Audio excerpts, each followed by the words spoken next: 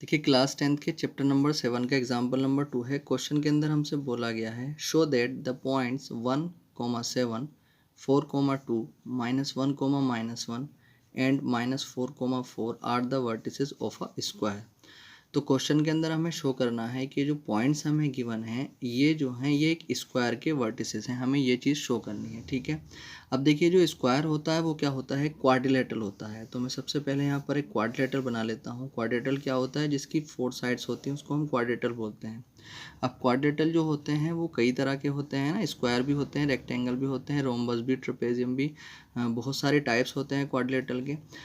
तो हमें ये चीज़ शो करनी है कि ये जो क्वाड्रिलेटरल बना है जो इन पॉइंट से मिल करके बना है, जैसे मान लीजिए चलिए मैंने इसको ए लिया और ये 1 और 7 यहाँ ले लिया और ये बी है और ये कितना है 4,2 है और ये सी है और ये है -1,-1 और ये है -4,4। ठीक है, अब हमें ये चीज़ शो करनी है जो क्वाड्रिलेटरल बना हुआ है इन चारों पॉइंट से जो क्वाड्रिलेटरल बना है ये एक स्क्वायर है। ठीक है, अब देखिए स्क्वायर क्या होता है, स्क्वायर वो होता है जिसकी चारों की चारों जो साइड्स होती हैं वो इक्वल लेंथ की होती हैं। ठीक है, दूसरी बात इसके जो डायगनल्स होते हैं, जो इसके डायगनल होते हैं यानी कि ये चीज़, ठीक है, ये भी क्या होते हैं, इक्वल होते हैं। जितनी लेंथ इस AC डायगनल की होगी उतनी ही लेंथ इस BD डायगनल की होगी। ठीक है, तो चारों की चारों जो साइड्स होती हैं वो आपस में इक्वल लेंथ की होती हैं और जो डायगनल होते हैं वो दोनों के दोनों आपस में इक्वल होते हैं। तो अगर हम ये चीज़ शो कर देते हैं कि इसकी चारों की चारों साइड जो है वो इक्वल लेंथ की है और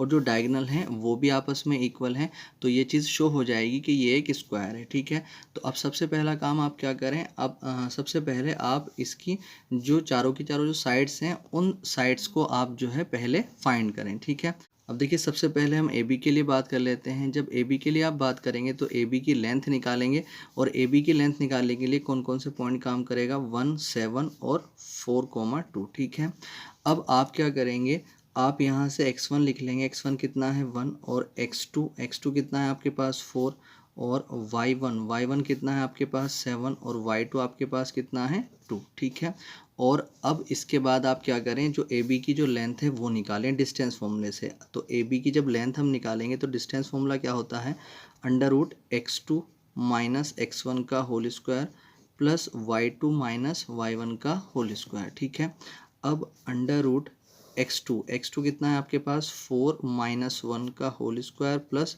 y2 कितना है 2 -7 का होल स्क्वायर। ठीक है, अब आगे जब इसको देखते हैं हम तो अंडर रूट के अंदर 4 में से 1 गया 3 बचेगा और 3 का स्क्वायर करेंगे तो 9 आ जाएगा, प्लस 2 में से -7 जाता है तो माइनस के 5 बचेंगे यहाँ पर, और -5 का स्क्वायर जब करते हैं यानी माइनस का स्क्वायर करते हैं तो प्लस आ जाता है, 5 का स्क्वायर करेंगे, चलिए इसको यहाँ पे -5 का स्क्वायर ही लिख लें आप। ठीक है, √9 प्लस माइनस का स्क्वायर होता है प्लस और 5 का स्क्वायर क्या होता है 25। तो जब आपने इन दोनों को ऐड करा तो आपका कितना आया 34।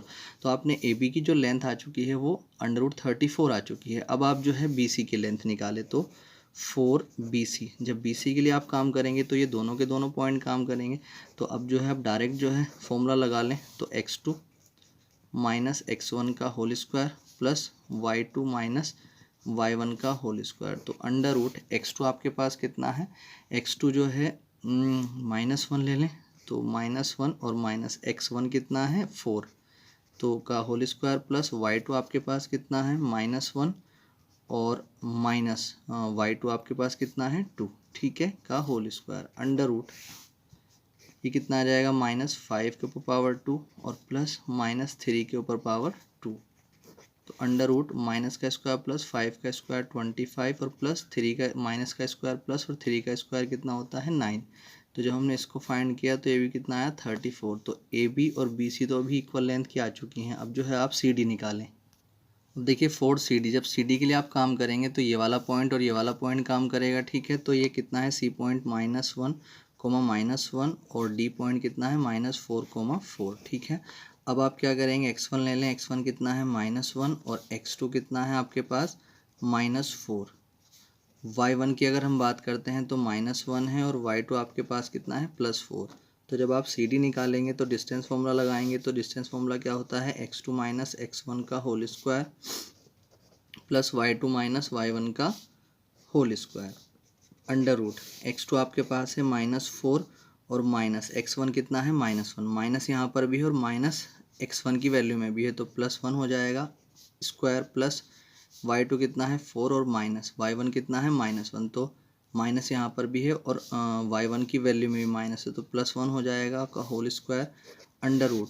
अब देखिए -4 और +1 तो कितने बचेंगे यहाँ पर -3 का होल स्क्वायर और प्लस ये कितना आ जाएगा 5 के ऊपर पावर 2। ठीक है, अब जब आप इसको आगे निकालेंगे सॉल्व करेंगे तो माइनस का स्क्वायर प्लस 3 का स्क्वायर 9 और 5 का 25, तो ये कितना आ जाएगा 34। तो सी डी भी आपके पास 34 आ चुका है। अब आप जो है 4DA, अब DA के लिए जब आप काम करेंगे तो कौन कौन सा पॉइंट काम करेगा -4 4 और 1 और 7, तो -4 4 और 1 और 7। ठीक है, तो जब आप DA निकालेंगे तो अब जो है आप जो है डायरेक्ट फॉर्मूला लगा लें x2 माइनस x1 का whole square plus y2 minus y1 का होल स्क्वायर। और आप पहले जिस तरह से यहाँ पे x1 x2 y1 y2 लिखा था आप पहले उसको भी लिख सकते थे। ठीक है, तो यहाँ पर अंडर रूट x2 आपके पास कितना है, x2 मतलब दूसरे पॉइंट का जो x कोऑर्डिनेट होगा यानी कि 1 माइनस x1 यानी पहले पॉइंट का जो x कोऑर्डिनेट होगा यानी कि -4। अब माइनस यहाँ पर भी है, माइनस इसकी वैल्यू में भी, तो प्लस के 4 हो जाएंगे का होल स्क्वायर प्लस y2 यहाँ पर कितना है 7 और माइनस y1 कितना है हमारे पास 4 का होल स्क्वायर अंडर रूट 1 और 4 कितना हो जाएगा 5 स्क्वायर और प्लस ये कितना आ जाएगा 3 का स्क्वायर। ठीक है, जब आप इसको आगे सोल्व करेंगे तो ये चीज़ आ जाएगी अंडर रूट 5 का स्क्वायर होता है 5 का स्क्वायर होता है 25 और 3 का स्क्वायर होता है 9, तो ये भी कितना आ चुका है 34। अब आपने ये देखा कि इसकी चारों की चारों जो साइड्स थी उनकी तो लेंथ इक्वल आ चुकी है। अब जो है अब आप डायगोनल निकालें, तो डायगोनल अगर हम देखते हैं तो डायगोनल क्या है, एक तो AC है और एक BD है।